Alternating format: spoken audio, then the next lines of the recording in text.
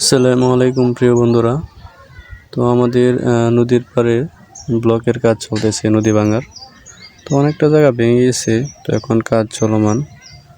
গত বছর কাজ ধরছিল, তো গত বছর পানি আসার কারণে কাজ সম্পূর্ণ হয় নাই। তো এবছর আবার কাজ শুরু করে দিছে। তো আল্লাহর রহমত নিচের কাজটা গত বছর করছিল।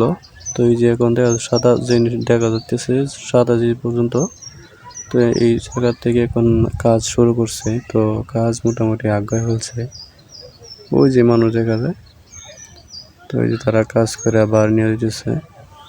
তারপর ওই দিক দিয়া ওই যে ওই পর্যন্ত কাজ করা শুরু হয়, ওই জায়গা থেকে কাজ শুরু হয়েছে।